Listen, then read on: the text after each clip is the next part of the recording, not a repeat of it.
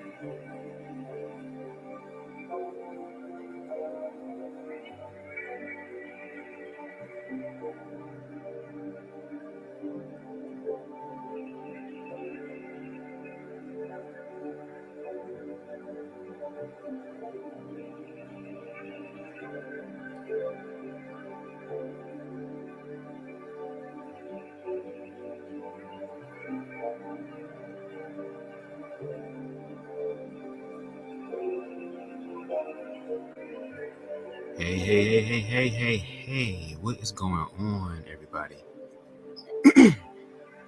Excuse me, I had to post that I was live on Instagram, so y'all please forgive me. I also want to say I apologize for was it yesterday or the day before yesterday? I can't even really remember. I was coming through to read chapter 5. I ended up reading chapter 7. That's where I was when I was reading the book before I decided to reread the book for you guys here on YouTube. So charge that to my head, not my heart. I was very, very tired. Okay. I was going to take a nap and then come back and do the chapter 5. But I was like, that's the reason why I was late the last time, because I did just that. So I kind of wanted to make sure I kept my word. So please forgive me for that. I will do another read through of chapter 7 when we do get to that particular chapter. But right now we're going to get into chapter 5, which is called Escape from Darkness. Okay, everything here is everywhere. What is not here is nowhere at all. So hey, what's going on? What's up? How are you? Hope all is well. Hope everybody's doing well. If you're coming in just for a little bit, that's cool. If you're just doing a drive-by thing, whether you want to rock with me the entire time, whether you're the replay gang, like, it don't matter. I'm just grateful that you guys came across this video. And I hope that you guys are taking something away from this. As I read this, I'm also reminding myself of who I am too. And once I'm reminding myself, I want to be able to remind y'all as well. Like, we are all in the same boat. We all are equal. We all have our own unique power for us that only we can activate, that only we can tap into. And I just want to be able to share some information that will help you do so. So what I'm going to do is I'm going to get another sip of some of this sparkling water, okay? and then we're going to jump into chapter 5. So continue to enjoy the vibes, y'all, okay? Give me a few seconds.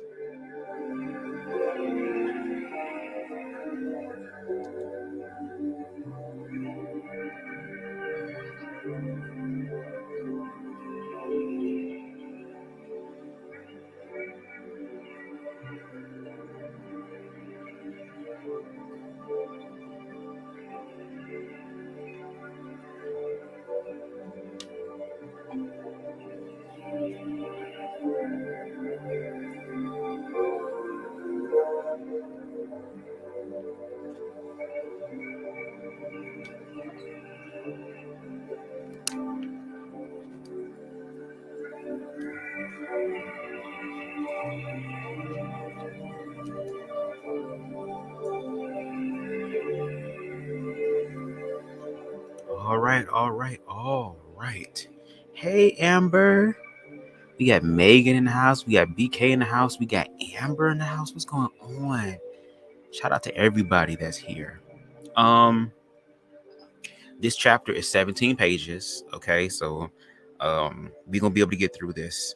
Um, like I've said in my previous lives, there are going to be some words that I might mess up. Okay, there might be some words that I might mispronounce. Okay, I might say weird in a weird type of way. And that's cool. That's okay. Like, I'm human. I already told y'all what my flaws is and what my quirks is. So, but overall, I just hope that the information resonates with you all. So, all right, y'all, let's jump into this. What's up? What's up, Anubis? And we got Roki in the house. Okay, okay. Shout out to y'all. Okay. So once again, this is something you can listen to while you're doing something in the background. Go ahead, roll up. You know how we do. Okay. If you need something to sip on, go ahead and sip on it.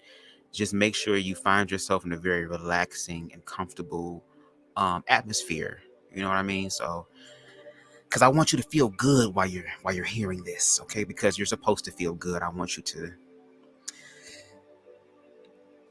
I can't even really explain it. It's something that you have to experience, okay? But when you do, trust me, you'll get what I'm saying. So anyway, let's jump right into it, y'all. We are in chapter 5, okay? Chapter 5, escape from darkness. See, darkness. What is darkness? Escape from darkness. Darkness. Respect my authority, Lord Jesus. Y'all ready to escape from the darkness? There are some dark areas in all of our lives that can use a little light. You know what I mean? So let's go ahead and jump into it. Again, everything here is everywhere. What is not here is nowhere at all. Let me cut this down a little bit. I think that sounds good. What's up, Brenda? Hey. Namaste. Namaste. Namaste. Makusa. All right. Hey. Here we go, y'all. This world is subject to manifold uncertainties. Making the human body secure is difficult or impossible. If it is not fed regularly, it starves. If it is not protected from the elements, it becomes ill or dies. It is subject to accidents. It can easily be crushed, broken, burned. There appears to be little or no possibility of living much beyond the century mark. Financial security is a chimera, shaky in the best of times. At any moment, the meaning and structure of our lives can be shaken to the core by death or illness of a loved one. This life is fundamentally uncertain. Even the most expensive defensive armaments can be surmounted, subverted, destroyed. Given these obvious facts, what choice is there other than impotent frustration or despair? We shake our fist in rage at the cruel, judgmental God who created this horribly painful world. Joy is fleeting at best, a stolen kiss. Then the darkness and isolation of permanent loneliness, or the dullness of blind, mindless fog. How many of us have chosen to eclipse our subtle perceptions to avoid seeing the ugly reality of Earth. How many of us dull our outraged senses with movies, television, videos, work, drugs, alcohol, or a countless series of other things to still our pained and outraged sensibilities? How many of us have ever dared question why? And for the rare seeker of ultimate knowledge, has not the result more often than not been the discovery that life is essentially meaningless? Is it a pointless drama created by a man god?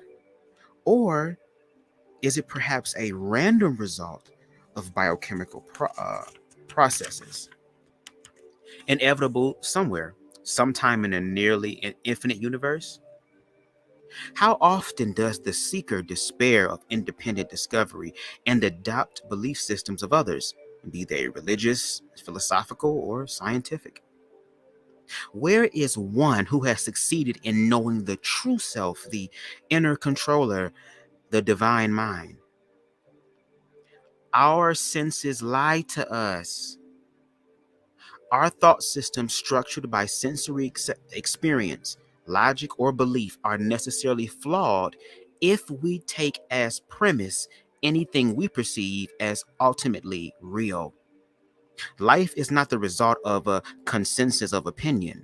It is not dependent on our sensory experience, our rational thought, or on our beliefs. Our senses lie to us. Every day we see the sun setting in the east. Oh, Lord have mercy, Jesus. I'm reading too fast. Our senses lie to us. Every day we see the sun rising in the east and setting in the west. This was incontrovertible fact for countless millennia to the vast majority of humanity. The sun circled the flat earth. Everybody knew that. But the perception was false. The logical and scientific systems based on the observations were flawed. The religious and philosophical systems based on this common daily experience were in error. Our senses lie to us. For centuries, the indivisible nature of matter was accepted as gospel. But what rational mind today doubts that matter is only congealed energy?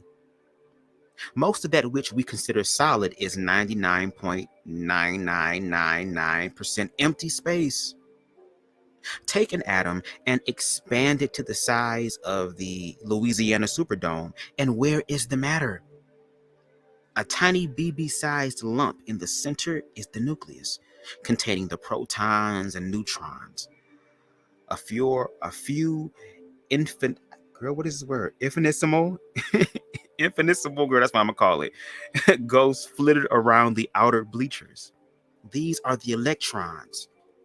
All the rest is empty space. Where is the solid matter? Our senses lie to us. What we have come to believe based on our experiences may not necessarily be true. Our knowledge of the world is changing at an ever accelerating rate. That which was certain fact yesterday is today questioned and may be refuted tomorrow. I'm gonna say that again. I like that part. I'm gonna say that again. That which was certain fact yesterday is today questioned and may be refuted tomorrow. The sum total of human knowledge is doubling every 2 years. Who is abreast of its discoveries? Who indeed ever can be abreast of its discoveries?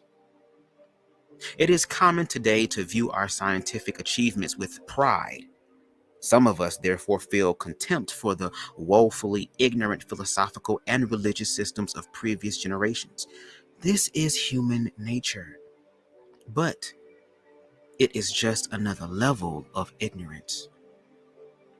An experiment for life. If you like, here is an experiment you could try. It takes just a little of your time and can be productive of great good.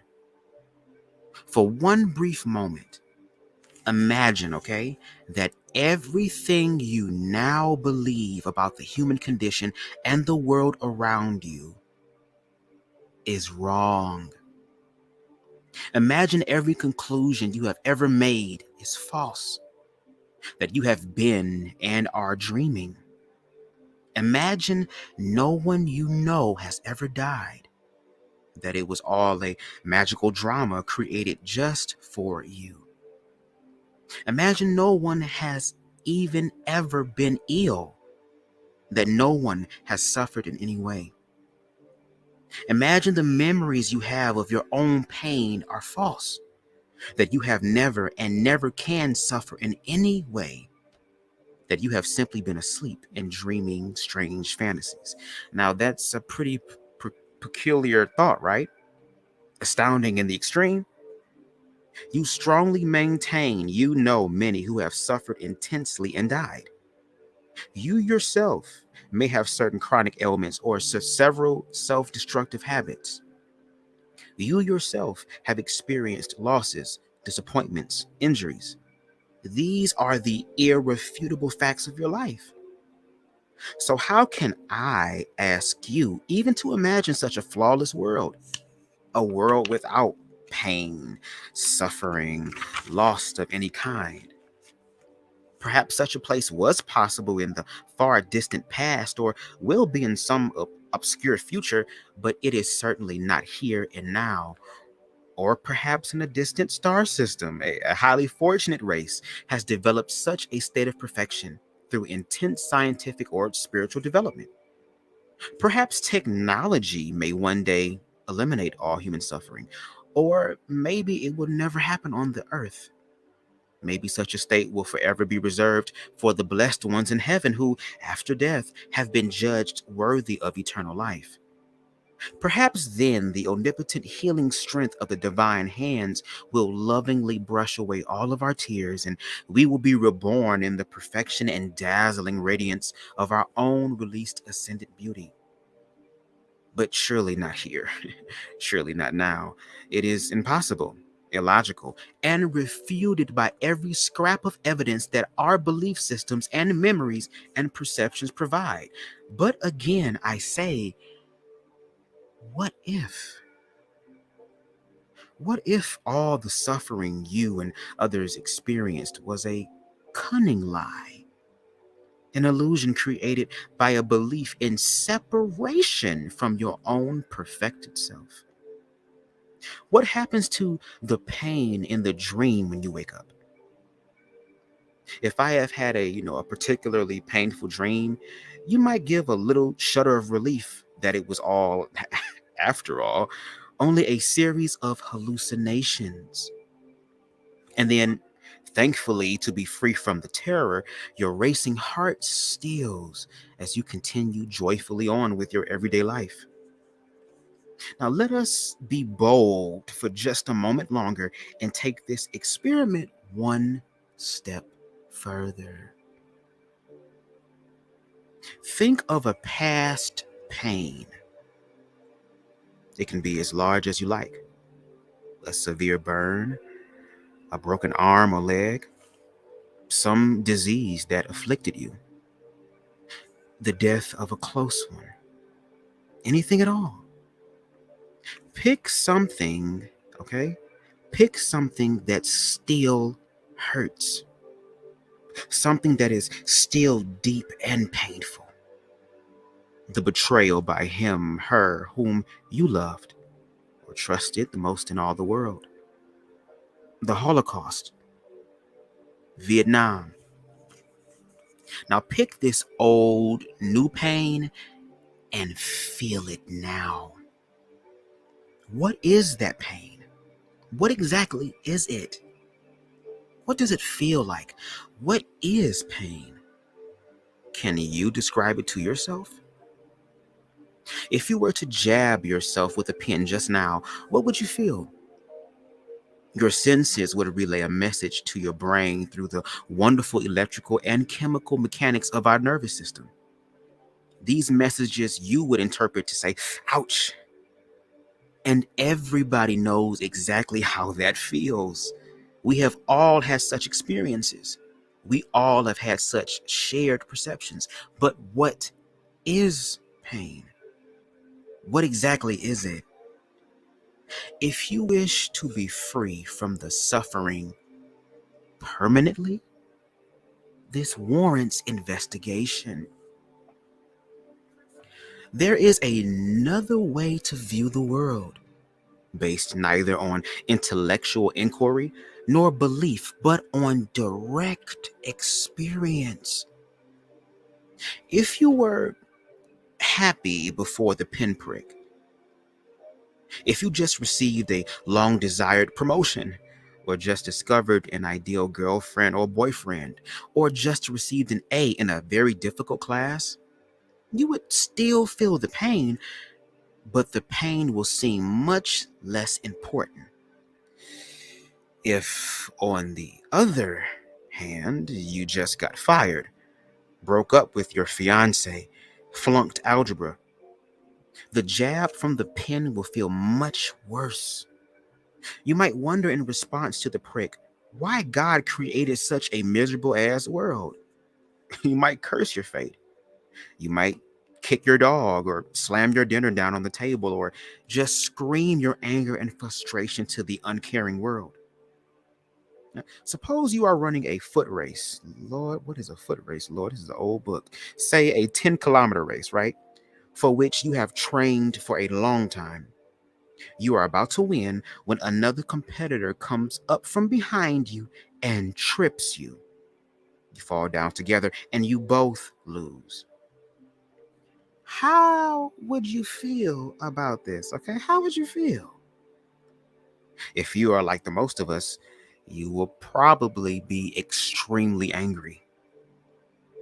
But suppose he did not trip you intentionally, but was at the time suffering a severe myocardial infarction. I believe that's what it's called. Lord, forgive me. Basically, he was having a massive heart attack. Thank you for breaking that down, because I was like, what is that word? What happens to your anger now? Is it not replaced by pity or sadness for the poor unfortunate fellow? The same event has now been interpreted completely differently, with vastly different effects on your mood and feelings. Now, suppose you learned he had a heart attack because he had been taking illegal drugs so he could win the race. Once again, your feelings transform, spiraling again into anger with a strong touch of judgment and condemnation thrown to salt the feeling. He deserved to die, you think, happy for his demise. Or perhaps you still feel some pity for him, thinking it's sad that he wanted to win so badly. And so you offer this to yourself as proof that moral behavior is rewarded. But next, you discover that he was a foreign national and his wife, parents, and children were being held prisoner by the dictator of his country. Further, this dictator had told him that if he were to win the race, his family would be freed. But if he were to lose, they would be executed slowly and painfully. Now, what happens to your feelings? Where did the anger go? Maybe it transfers to anger towards the dictator or towards politics or towards God for making such a senseless, cruel world. But what of your anger for the poor dead athlete? Who could condemn him now? See, our interpretation of reality is everything. We have many good reasons for all of our feelings, but the fact is that our moods change like the seasons. One minute we are filled with love and joy. At the next, we know only hatred, pain, and fear. I hate when that happens. And in every case, we feel completely justified in our feelings based on our interpretation of reality. The principle in operation is that the world is as we perceive it. There are fundamental differences in degrees of consciousness from person to person and even from moment to moment within each of us. Some days we feel better than the other days. Some days we feel less burdened. Some days we are more creative, happier, more at peace with ourselves and with our universe. There are countless degrees of consciousness available to every human. There is a state of consciousness where all is still and dark and the conscious minds think of nothing. This we call sleeping. There is another state where we are limited only by our imaginations. Absolutely anything we can conceive occurs. This we call dreaming. And there is the state we call waking, structured by uncertain, definite physical laws in which life is quite predictable. This is a state where if you want, Lord, bring it back, bring it back, bring it back. This is a state where if you place your hand in fire, you will be burned. Where if you step unprotected off the top of a 50-story building, you will surely die. Pain, suffering, and death are the eternal handmaidens of life in the waking state. But the waking state is subject to variation. Anything that changes is not permanent. It is not eternal.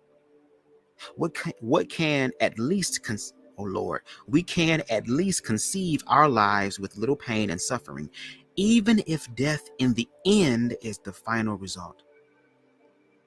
What might the limit of such variations be? What is the potential of human life? Is there a limit? Most would agree that there have been great souls on this planet, individuals who are so far beyond the standard that we revere them as being enlightened, saints, geniuses, or even God incarnate. Is it that there are only a gifted few who are capable of deeper thought, perception, understanding, and love? Or does everyone have this potential? And it is simply not developed in the average person.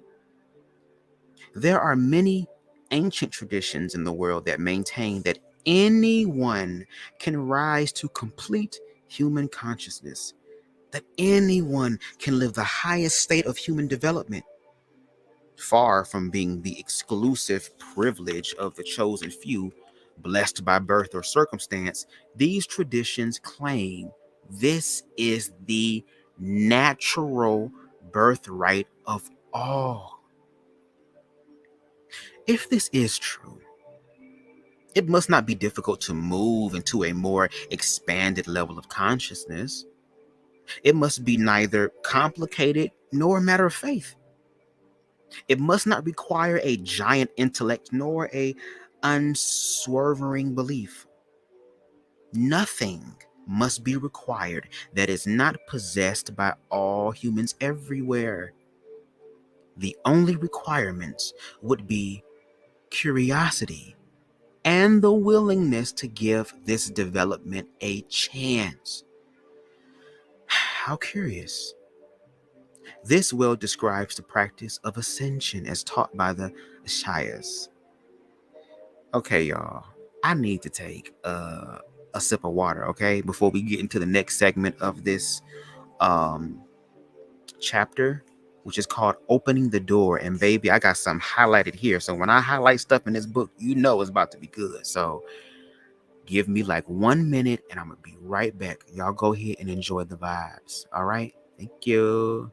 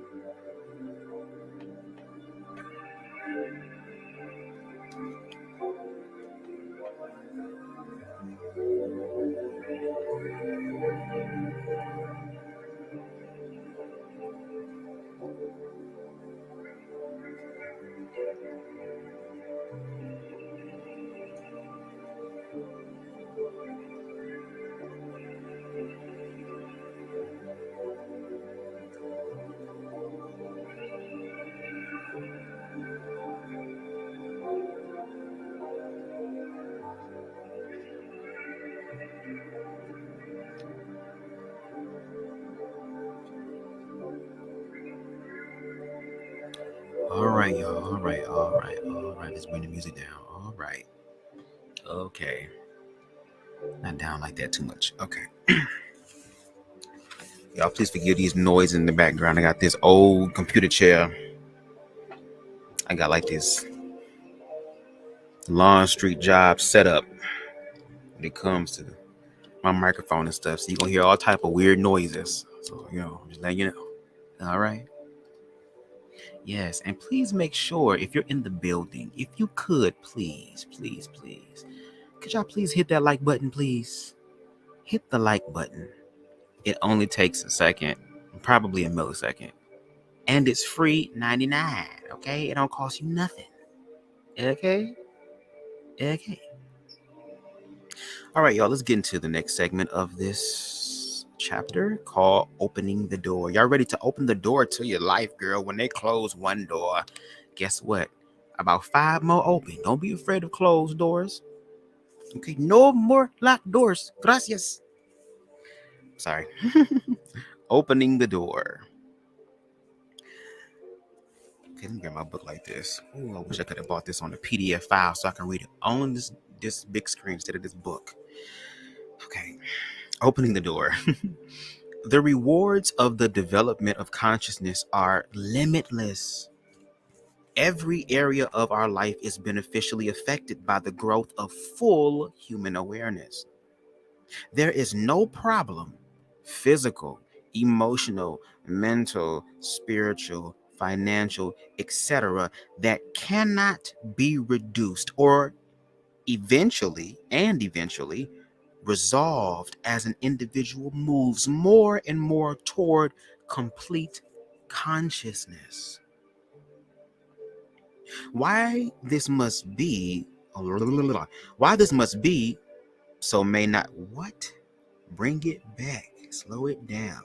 Why this must be so may not be immediately clear. Why this must be so may not be immediately clear. That's what I'm gonna say, whatever, girl. The problems of life are multifold and extreme, okay? How can any one thing affect all areas of life? Consider our day star, the sun, a thermonuclear fusion fire of some 96 million miles from the Earth, brings light to all Earth's creatures by day, chasing the darkness from every corner of our lives. Just so, there is a light within our minds, a light we variously call our consciousness, our spirit, our self, our soul. This inner awareness acts as an individual lives like the sun acts for our earth. This inner consciousness is the root of the tree of our life, the basis of all that we think, all that we perceive, all that we feel, all that we do.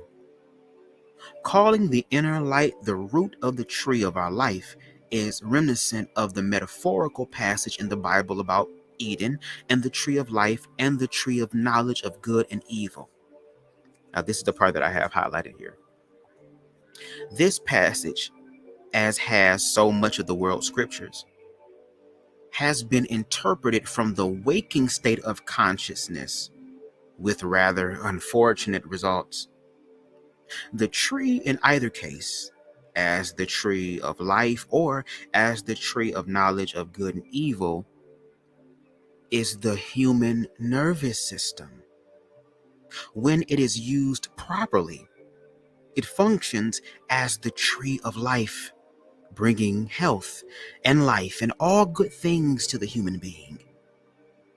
When the human ego, the serpent, is drawn into the experience of duality, the emotional nature, Eve's principle, eats of the apple of duality, and the rational mind, Adam's principle, follows the individual, perceives duality, feels hot and feels cold, believes in good and bad. Now, in this state, the nervous system loses its innocent perception of immortality and becomes the tree of the knowledge of good and evil. In this state of judging, dualistic life necessarily ends in death. A house divided against itself cannot long endure. It will rot, decay, fall. If we live by the two-edged sword of judgment, we will surely die by it. Lord, have mercy. It is not difficult to restore the proper functioning of the nervous system. It is only necessary to take the poisoned apple of duality back out of the mouth. To do this, the requirement is to stop listening to the serpent, the desires of the ego that lead in the direction of duality. There are two voices inside every human. The first speaks for the ego and leads to judgment, to fear, to defense, to the continuance of ignorance. The second speaks for the ascendant and leads to clear perception, to love, to invincibility, to self-realization. If the inner light of awareness becomes stronger in us, all dark areas, all problems of every kind naturally begin to vanish as if by magic. It takes no great expenditure of energy, no in-depth or complicated working to solve the problems of individual life. There are simply no more found. Allegorically speaking, we can say that the kingdom of heaven is at hand. It is here. It is now. No time needs to elapse to realize this. It is not necessary to spend years in meditation or prayer. It is not necessary to purify the body or mind to awaken to this truth. Each of us is already conscious. Each of us is already conscious. We have already been given everything we need to be perfect, even as our Father in heaven is perfect. But where is heaven? It is here, close by, directly at hand, in our heart. Who is our Father in heaven? He is here, close by, directly at hand, in our heart. He is our most expanded or developed level of consciousness, own, our own perfected eternal self. God, being all love, creates only in, I'm going to say, its image and likeness. We, created by God, must therefore be only all love. Now, what happens to the darkness of the night when the sun rises? Where does it go? What happens to our dreams when we awaken? Where do they go? In a sense, they are destroyed. In a sense, the darkness is vanquished with the ascendancy of the light. But this is a rather odd perspective. Why focus on the fate of the shadows and the illusions when we can instead rejoice in the glory of the rising sun? Let us celebrate our enlightenment, not bemoan the loss of our ignorance. Now, as the sun of consciousness rises in the mind, every shadow area of life naturally retreats without our having to worry about it. Nothing can stop this. It is coming to all right? Nothing can even much slow it except attempting to hold on to our ancient rigid beliefs. The day comes. This is inevitable, as certain as life. Night ends. It is a perfectly natural and unavoidable process. Once begun, the process continues until it is complete. Who can stop the sun from rising? There is a certain fortunate inevitability about natural processes. Once the light of infinite consciousness starts to dawn, it is difficult to delay this process. In fact, it is much easier for the nervous system to function in the state of full consciousness as the tree of life. It is quite remarkable in retrospect that the waking state, with its myriad of judgments and beliefs, the tree of good and evil, is so tenacious in its hold on the mind. How can any finite boundaries of thought and feeling hold back infinite awareness? Is it odd, peculiar, strange, and takes a tremendous expenditure of energy every day for this to continue? Wasting so much energy every day is exhausting, as mentioned before. This is why it is necessary to sleep at night. This is why bodies fall ill, age, and die. So much of our human energy is devoted to avoiding the direct perception of reality. So, why do we do this? Primarily because we fear, at a deep level in the mind, the alternative. We are terrified of knowing who we are. The ego has absolutely convinced us that to know who we are means the loss of our individuality. We believe that to let go will mean that we are absorbed in a unity that will steal away our self. It is not so. What we gain is our universal cosmic self. But to the ego, this is fear, is death. This is damnation eternal. Who wants to go to a heaven where the most exciting thing to do is play some kind of harp and everybody looks the same and everything is equal? Few people I know. And yet, this is what the ego would have us believe enlightenment is like.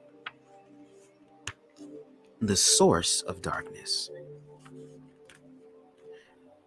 Why do we avoid our inner growth into self-knowledge as if it were the plague?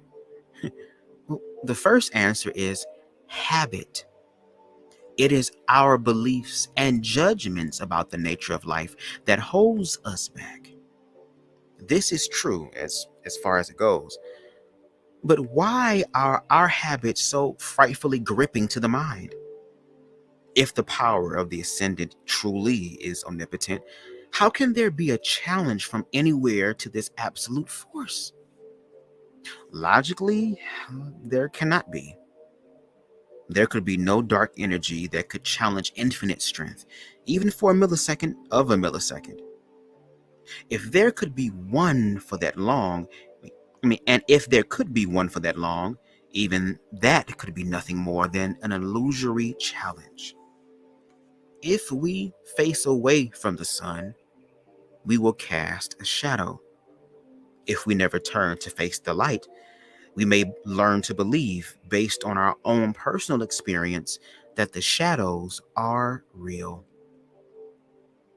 But of what importance the shadow if suddenly we turn around and face the sun?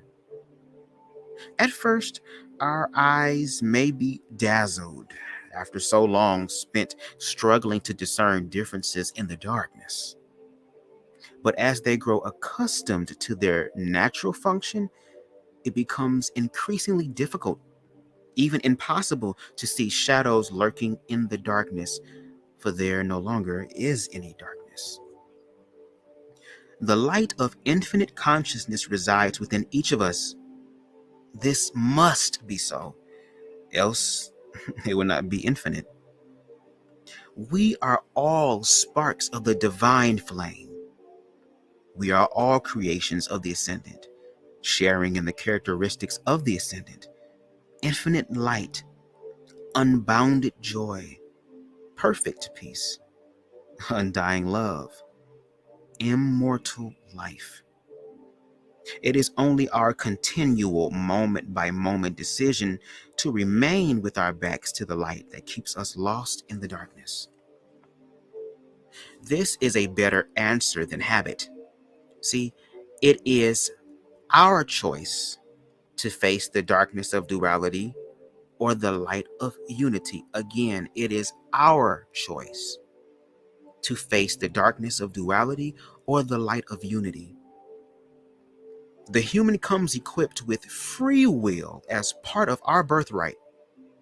We are made in the image of the Ascendant in every respect. At any second, we can turn back to reclaim our heritage. Reclaim my time, reclaiming my time, reclaim my time.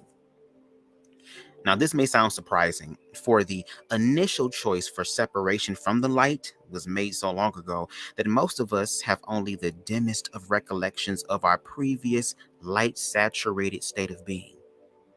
But in retrospect, it is easy to see why vast energy is required to maintain that old age decision. The infinite light of consciousness pervades every particle of space and time, every atom in the universe, every cell in our bodies. Difficult indeed it is to keep the infinite at bay. Tremendous expenditure of energy is continually required. This proves exceedingly tiring to the typical mind, hastens the decay and eventual destruction of the body, causes a what is this? Whatever causes a lot. How can I read this, girl? Hold on.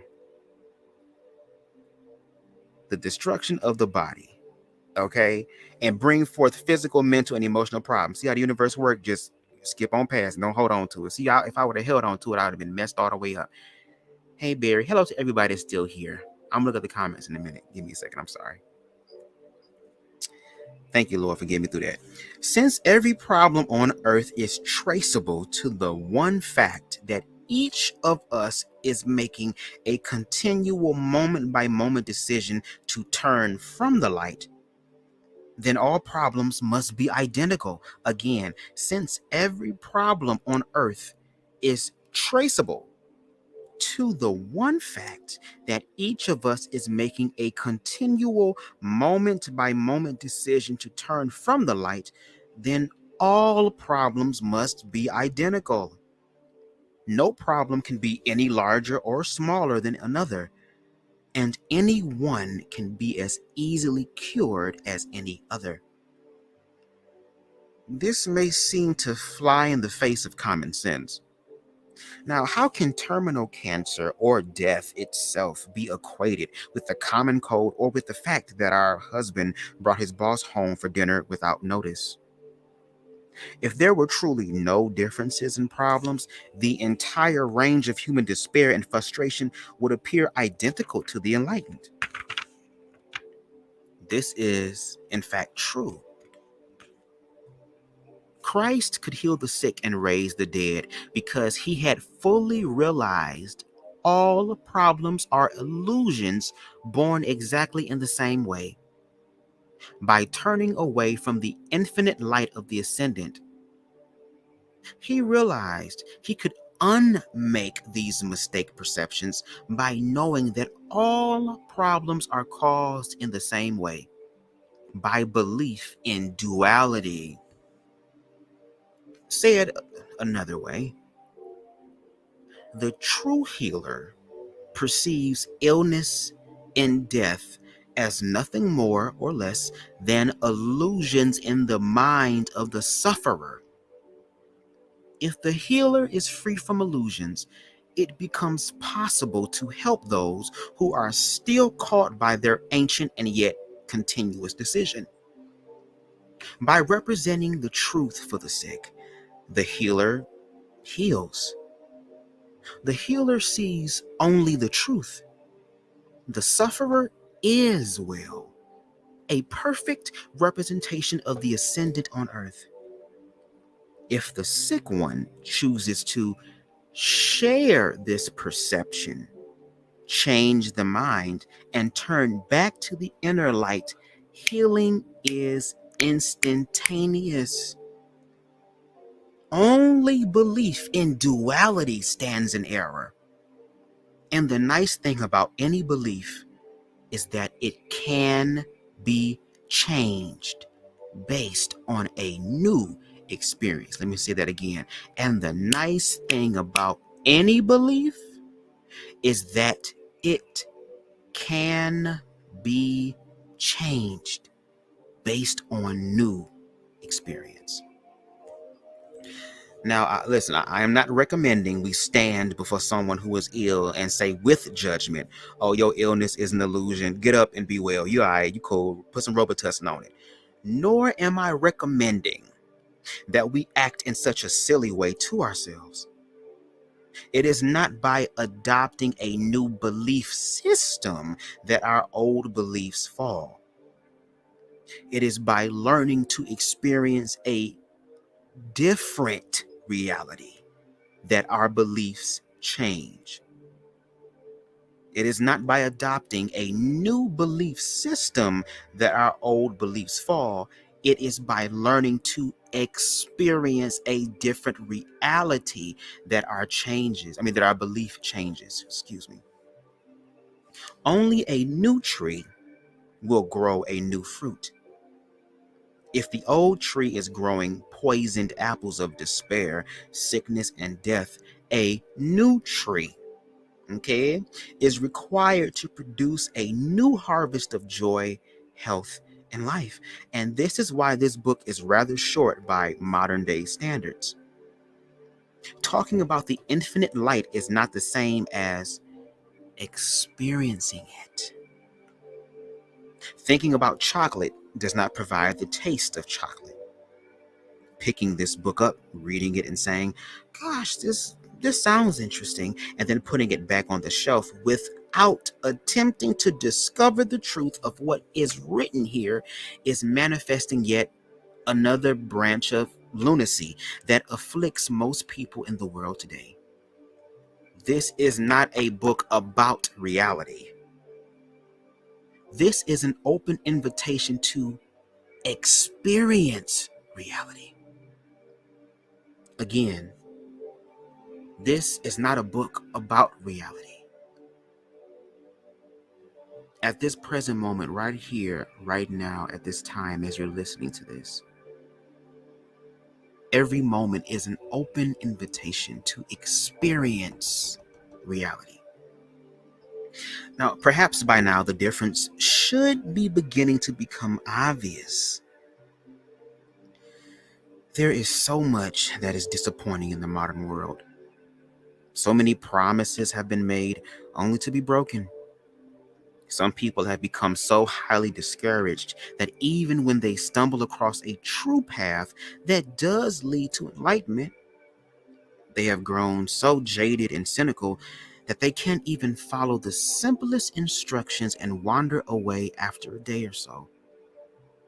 In teaching Ascension, we have occasionally met such sad souls.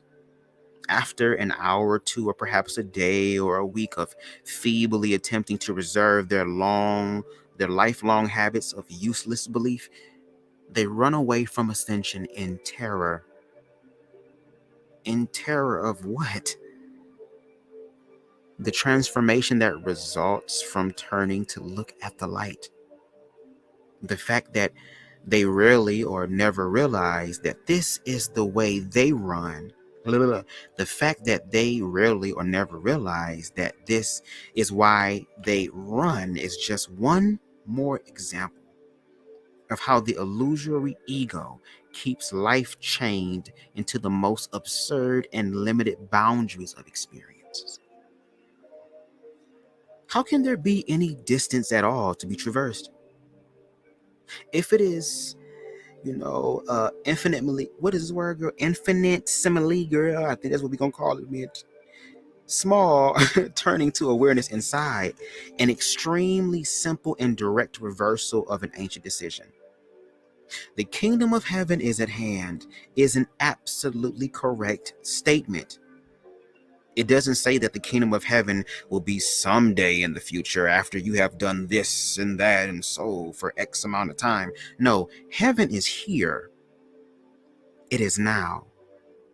See, my name is I am. It is not I will be or I was. The present instant is exactly that. Present, here, now. As such, no technique is needed. No master is required. No great and enduring faith or years of painstaking study are required. The return to your home, your perfect inner light, needs take no time, no years of practice, no lifetimes of gradual progress with unshakable dedication. There is an ancient story which illustrates this point rather well. One day, God came walking through the world to see how his children were faring. He came upon an old, what is that girl? Esthetic girl. I call it aesthetic. I was about to say aesthetic. We're going to say aesthetic. That's what it's called, girl. An old person, I'm going to say that, an old person who has spent his entire adult life in severe bodily mortification and forceful mental disciplines. He had gained a certain degree of clarity of his senses from his prolonged practice and realized that the man casually walking by his cave was fully established in awareness of the inner divine self. Painfully unwinding his body from his rigid posture, he bowed before God and said, "Great souled one, I perceive you are the illumined master. Pray tell me, honorable sir, how long will it be before I realize my inner divine nature?" God smiled warmly and laughingly replied, "You are doing well, my son. At your present rate of progress, you will realize your inner divine self with just one more lifetime of similar effort." The individual, terrified and shocked, cried, "Another lifetime of this horror? How can I endure this boredom, this agony, this pain for another day, let alone another lifetime? How horrible." He get into his Karen stuff now. "You have cursed me this day. Begone from this place, you impostor. Never would I believe such as you." God smiled lovingly at him and walked on. Soon he came upon an idiot splashing in the river, laughing and singing. This man's primary activity every day was to cry out, "God, how I love God, God, how I love God, God." This foolish one never took the slightest care of his physical needs, never cared if he were fed, clothed, housed. He never noticed if he were clean or dirty, hot or cold, wet or dry. He might have been locked up in a padded cell in our modern age, but in those days, people saw that he was harmless and therefore tolerated him and occasionally gave him a crust of bread or some old half-rotten fruits or vegetables to eat. This idiot was attracted by the radiance of this handsome stranger, came up out of the water, bowed before him and said, "How wonderful! God has sent by a great souled one. I have been enjoying myself so much as of late, and I had nearly forgotten I have a goal. I began my quest to realize enlightenment long ago, but of late have become distracted by this constant joy welling up inside. Seeing you just now reminded me of my journey, and I was wondering if you could tell me how long it will be before I realize my inner divine nature." God smiled warmingly and laughingly replied, "Oh, you are doing well, my son. Now, at your present rate of progress, you will realize your inner divine self with just 70 more lifetimes of similar effort." 70 lifetimes of similar effort? Cried the idiot with perfect joy. "How wonderful! What a flawless boon you have today bestowed upon me, great Lord." The idiot was so filled with joy at the prospect of another 70 lifetimes of such bliss that the last doubt fled from his mind. His last question melted into the joy that was his life. His ignorance was irrecoverably crushed. He attained the highest state of enlightenment instantly. Tell me not in mournful numbers, life is but an empty dream. For the soul is dead that slumbers, and things are not what they seem. Life is real, life is earnest, and the grave is not its goal. To dust thou art, to dust returneth, was not spoken of the soul. In the world's broad field of battle, in the girl, we be using these poetic words, bivoic, I guess is what we calling it today, of life. Be not like dumb driven cattle, be a hero in the strife. Life of great men all remind us we can make our lives sublime, and departing, leave behind us footprints on the sands of time. And that is by Longfellow. So y'all, we did pretty good. We are at the end of chapter 5. How are y'all feeling amidst my mistakes? Okay, because I already told y'all a little bit of Andrew Caldwell was going to be trying to possess my damn tongue and mess everything up. Okay, but we still moved forward. How did y'all feel about that? Was there anything in particular that stood out to you? One thing that stood out to me, and I'm going to look at the comments in a minute, what stuck out to me, and I have it highlighted. Let me see if I can go back to it. It was talking about the nervous system, about the tree of life, and I think that was interesting for me growing up in organized religion, Baptist, to be specific. Again, we were given a egoic interpretation of the book, taking that thing as literal as opposed to it being what it should be taken, allegorical. It's stories that are compiled that just talks about people's experiences with the divine and how you can have that. And it's not just reserved for people in a book 2,000 plus years ago. That same energy is here today, yesterday, today, and forevermore. Okay. I also like the fact of talking about healing, because there was another book that I was reading where, like, for example, if someone wanted to be healed from a life-threatening or a terminal illness, what happens when that person is not healed, at least from the knowledge that I've gotten thus far. And again, this is just information. Take what is yours and leave the rest. Okay. A lot of times we're taught, especially in religion, we're taught to put all of our cares not on God, not on Christ as far as the mindset of love, but on the pastor, on the preacher, on the reverend, on the deacon. We cast our cares onto someone else. And if someone's going somewhere to be healed, the person who is the healer, like it says in the book, understands who they are. They understand, have accepted, and they walk in the frequency and vibration that all is one. All is one, and that everything has a root. And if you trace it back to the root, you can bring the symptom back into alignment with what was, as far as complete, total healing. But the person who has the affliction, they have to make a conscious choice to tap into the energy of healing. You can't just say, oh, you're a healer, heal me.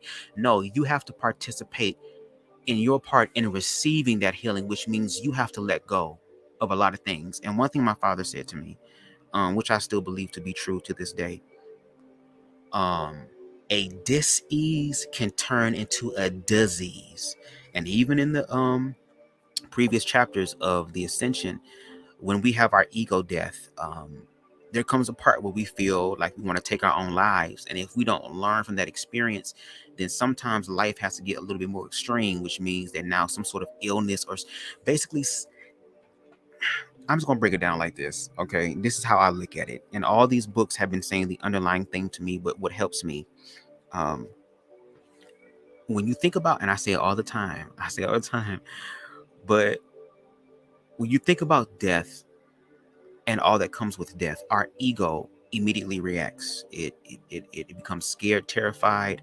It starts to have its temper tantrum, because death to the ego means that it's the end. It's the end. It's the ultimate end, and it's something you can't control. You don't know when it's going to happen.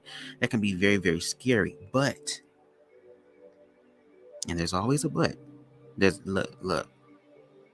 I know a lot of things have periods, but listen, there's also a lot of commas. Can we some commas? Yeah. Okay, some commas. But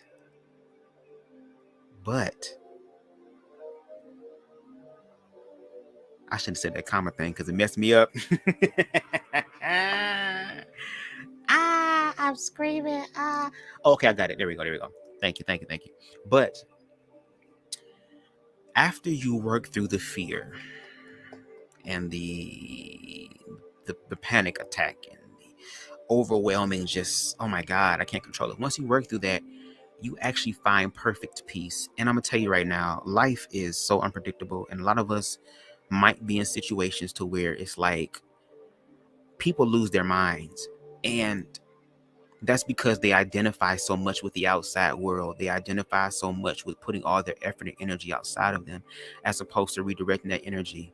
And when you face death and you think about that and you work through it, and you really sit in that, and you see the other side of it, and you study the other side of it, and you delve deeper to the other side of it through experience, guess what?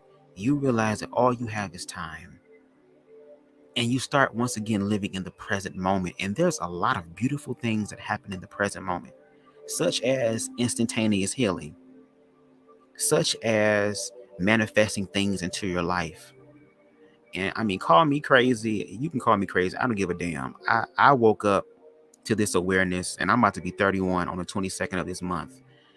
I spent, like I said, the majority of my 20s just pouring my love outside of me, hoping that someone would give it back to me, putting all of my soul salvation into an outside world that's always changing. It's never the same. But because of that experience and where I am now, and however much time I have left, I don't know. It's not my responsibility to figure out how much, but all I can do is live and experience. And now that I'm realizing that I'm a deliberate creator and I get to participate in this too, like, that's when life becomes amazing. That's when life becomes fun. And it's a lot, y'all. It's a lot. And on top of that, this is when you on your self-love journey, baby, it never ends. It never ends. It's just gonna always be levels of evolution.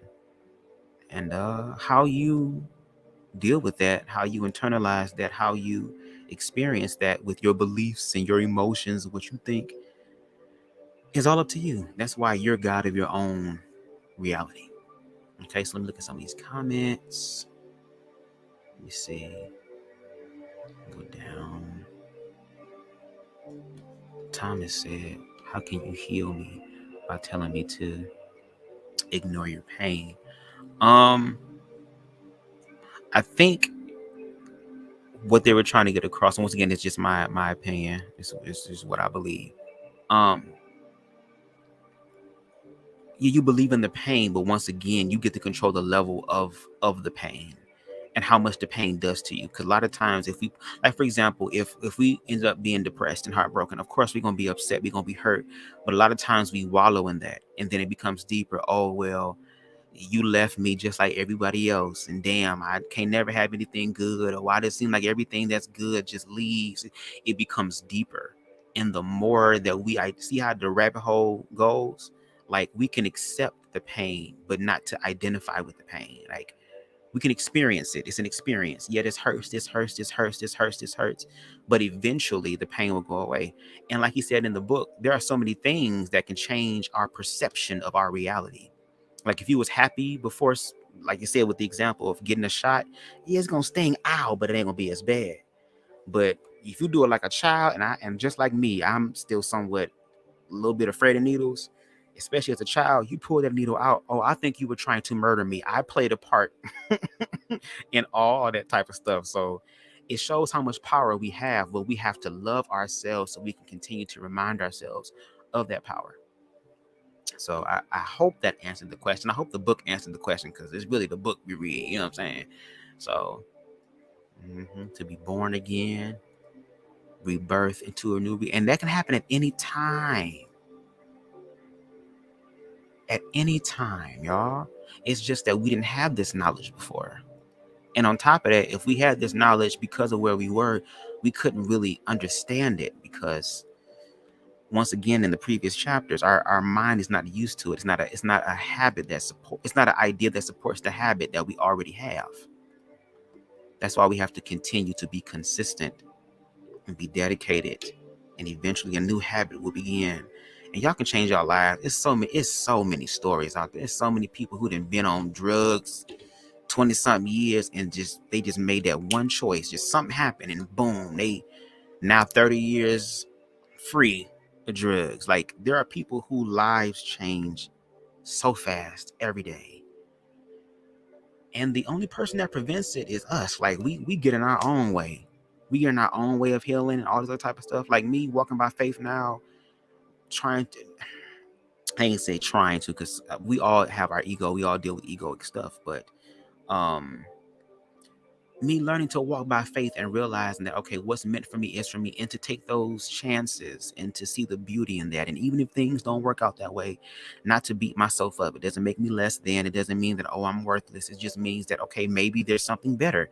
There's something greater for me. Again, it's about just, how you look at it. That was good, Bubs. And saying it was like the fight against teachings when it comes to healing. I instantly thought of mental health. Then they tell you to pray, and you'll see, yeah.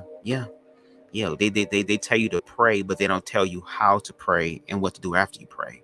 Because when they usually say pray, you're supposed to learn to let it go. So that's why in prayer, you're supposed to let it all out. That's why I tell people to be emotional. Your emotion is a part of it. Like, that's why a wise mystic once said, crying is like the soul's way of throwing up. When you're sick and you have a sickness in your body, without your permission, because it's automatic, it does its own thing, is going to do what it can to get that sickness out of you. So when you pray, we're supposed to let it all out, and then let it go, and then believe something different. You know what I'm saying? But yes, I feel like also too, mental health is very important. Again, it's an amalgamation of things.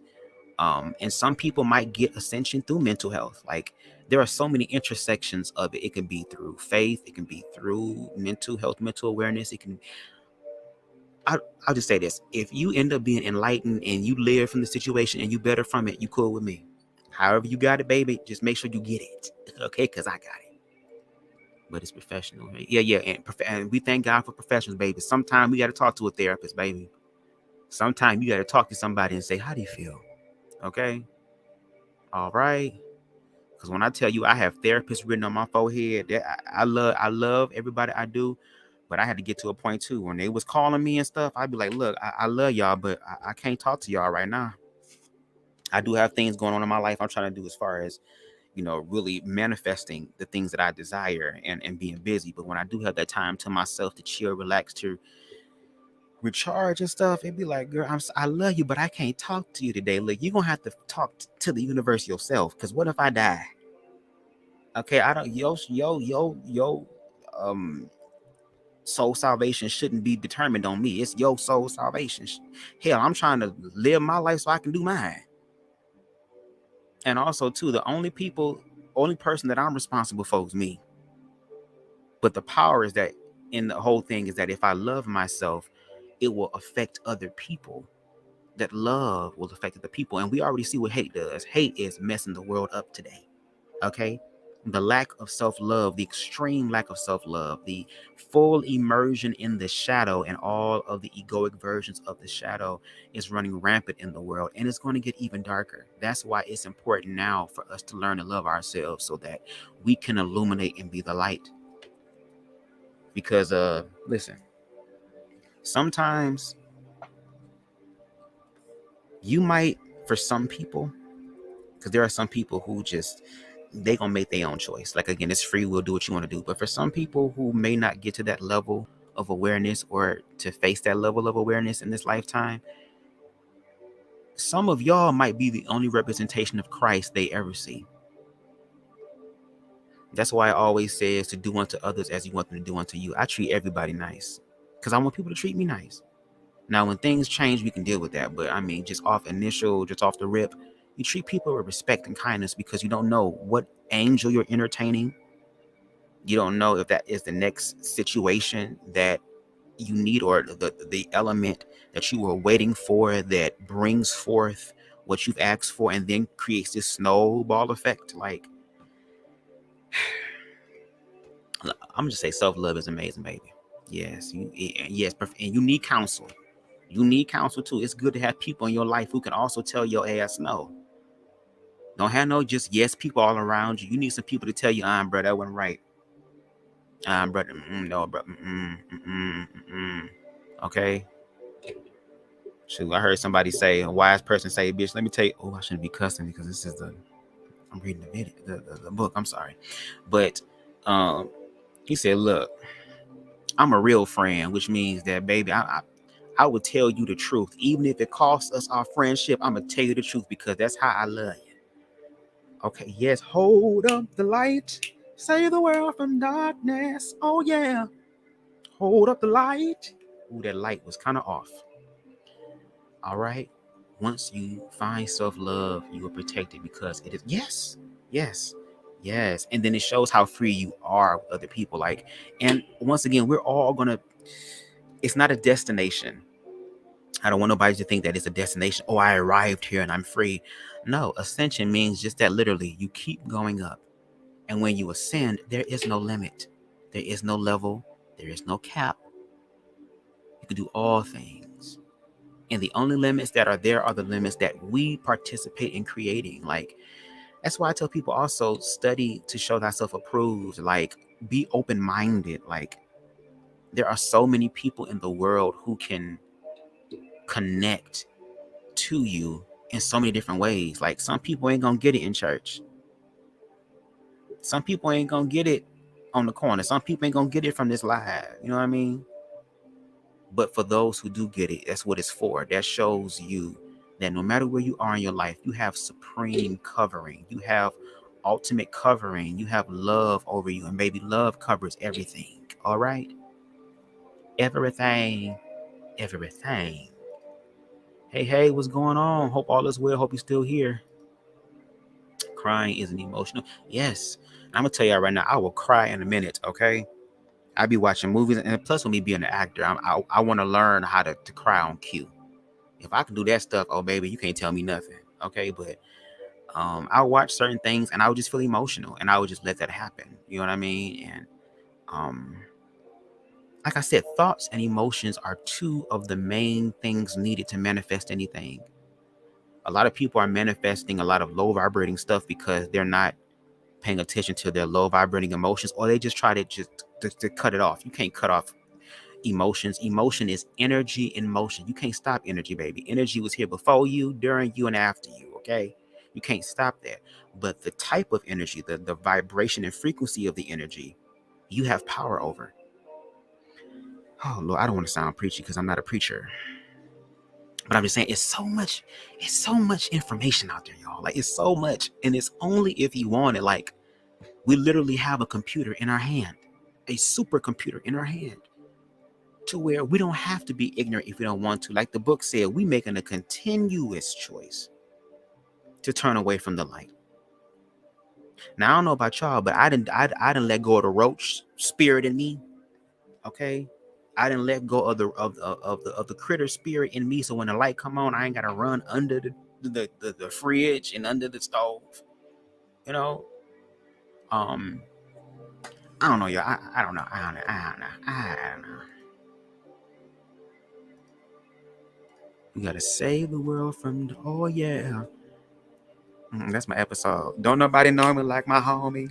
Don't be trying to scoop me. Better get our guard rep. Let me stop. I should watch that tonight. So if you treat me harshly, you should receive the same treatment. Not at first. Not at first. That's why I also say to employ peace. Employ peace first all the time. But baby, peace also has the expiration date. I'm just saying, because sometimes they ain't gonna get it. So if they doing something intentional to you to hurt you, and you trying to give them like, hey bro, stop, then yes, you still a human being. You still have to preserve yourself. So if they end up doing some stuff to you more and more, do something out of protection, not to be spiteful, but only out of protection. But the way that my mouth set up, the way I talk, don't worry, I'll be defending myself in a minute. I got a slick ass mouth, okay? Officer, he swung first, and I'm 5'2". He was 6'2". Now he's 5'9". I did something to him, and I don't know what happened. He should have left me alone. Sing, Brenda. Yes, I'm crying it out. Do you hear me? Will and intent are yes, yes. Intentions, period. Yeah, and I love and first of all, thank y'all for coming here tonight.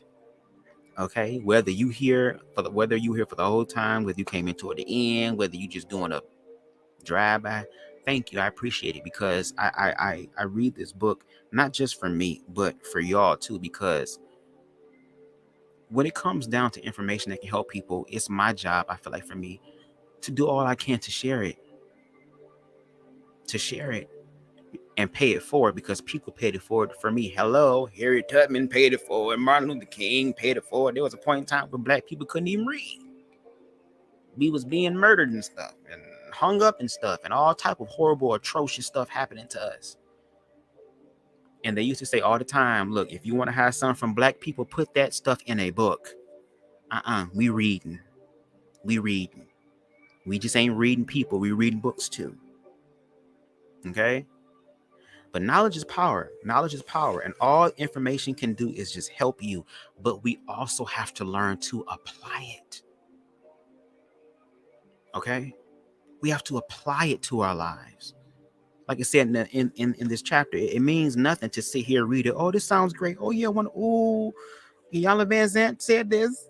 Was she inspired? All that stuff. Oh, I just got my soul Sunday on this good Saturday.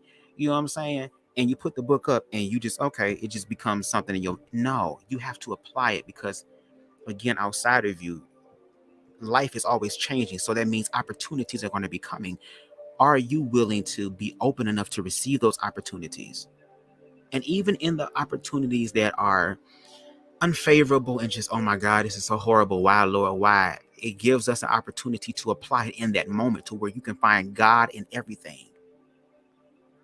God is in everything, even in hell, even in fear, even in darkness, all that stuff. There is always something there. But it's about whether you are willing to do it. And yes, it's going to be scary as hell. It's going to be hard as hell. It's going to be difficult as hell at first because it's something new. And anything new can be frightening at first. But it don't have to just be frightening. Because you can do some stuff with fear and trembling. You shaking like a mug, but you still moving forward. So it can be frightening, but also exciting. The way I look at it is kind of like going to a haunted house. You know you're going to get scared. You don't know what you expect, but you know you're going to be scared. But also, too, at least for me, when you get scared, it's like, oh, my God. And you start laughing because it's like an adrenaline rush. Again, you have the free will to look at life however you want to look at it. However you want to look at it. Okay? I'm just saying. Oh, you spoke on a paper while listening? Oh, wow. Thank you. I kind of like doing this podcast type of stuff because I do like my voice. I feel like I have a quiet storm voice. But I enjoy this. Now, like I said, and this is actually helping me because, like I said, I talk fast sometimes, so my words can slur together. I can say some shit and you be like, huh? What was that? I can need closed captions sometimes. I stutter, all that stuff. That's perfectly fine, but I'm still gonna be me. That's the thing. I'm still gonna be me. And we all have insecurities and things that we're still working on and fears and stuff we're still trying to face. Like nobody's perfect. We're all equal. But all I'm saying is just keep going forward and that you're not alone. There will always be people that you know and people that you don't know that you haven't even met yet that is rooting for you, that wants you to win, that cares for you and your well-being, that sees it for you. Again, that's God, Source, Universe, Oshun, Okun, Zoot, whatever you want to believe, because it's your prerogative. But regardless, it's showing your cover over you, that you are covered and that you are loved. I hate when that happens. But yeah, y'all, I can talk about this forever, and ever. Y'all, I'm about to give me something to eat, okay? because I got the munchies. Okay. Now, I will say this real quick. You know, it's a nigga birthday coming up. Okay. It's a broke birthday coming up. Okay. Did I spell that right? No, I did not. See, this is what I'm talking about. Jesus. Help me, Lord. There we go. There we go. If you feel like blessing somebody, you ain't got to. I ain't too proud to beg. Well, I ain't begging. I shouldn't have said that song because it just popped in my head. But listen, if you feel led to, you can go ahead and hit the Cash App. Shout out because I don't know if she want me to say something to her, but she know who she is. If she is, just go ahead and put your I guess the hands up emoji. I got blessed by somebody in this chat yesterday out of the blue, out of nowhere, and it put like the biggest smile on my face. I'm like, oh my God, what? So, I mean, and I thank y'all because let me tell you something, baby. That goes right to damn ease. Praise the Lord. Praise the Lord. Bust it open on that stage. Okay, baby. And I just recently had one of my friends order ease from me and I got $40 in credit. Oh, what? What? So, you know, I'm thankful for that. You know what I'm saying? I'm just playing. But again, I really do this because I want I get joy out of helping people. I get joy out of people um um bettering themselves and finding happiness and love and joy. That is enough for me, honestly. It really is. Like the fact that people are being freed and willing to free themselves is a beautiful thing. And most importantly, I want to do what I can to contribute to the healing energy and frequencies of Mother Nature, of Mother Earth, of love in this world, because it's some horrible stuff that's happening and it's just getting started, y'all. Like the movie ain't even started yet. Like I said, don't you know when the lights cut off and they got the coming attractions, we are entering the stage to where the damn person in the movie theater cleaning up and we looking at local ads, okay, ads around the damn town and stuff. Save big money at Menards, okay, some stuff like that. JG Wentworth 877 cash now. We got some local stuff playing. The lights is on, so you know we haven't really hit or entered into like the shit literally hitting the wall. Okay, it's literally, oh, the stomach is bubbling. The Taco Bell last night wasn't good. It's about that time. Okay, but in the midst of all that, I want you to remember that I'm gonna go. No matter where you are in your life, no matter where you will be in your life, and no matter where you've been, you ultimately, at this point in time, right now, and every moment afterwards, you have the power to change your life. Literally, you. It's not based on anyone outside of you. No one outside of you is required. Like the book said, you don't need a teacher. You don't need to be studying for 50 million, 11 years. You ain't got to sit there and be in meditation for 50, 11 years. If you want to, if you feel like that's going to help you get into dedication and stuff, then by all means do it. But it don't have to be that hard. In the words of Lauryn Hill, it could all be so simple. But it's about, do you want to make it simple? So yeah, shout out to everybody. Yes, yes, yes. Thank you, thank you, thank you.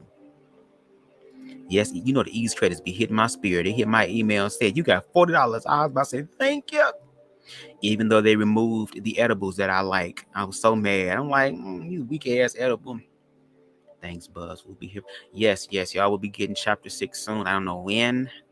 I probably just want to enjoy the rest of my weekend. Make sure y'all tune in tomorrow, okay, at 8 o'clock for the new Smash and Pass video, part 2 of the 90s edition with me and my broski Aaron. Also, make sure that y'all look out for Aaron doing his big one, okay? Getting ready to interview the originator, okay?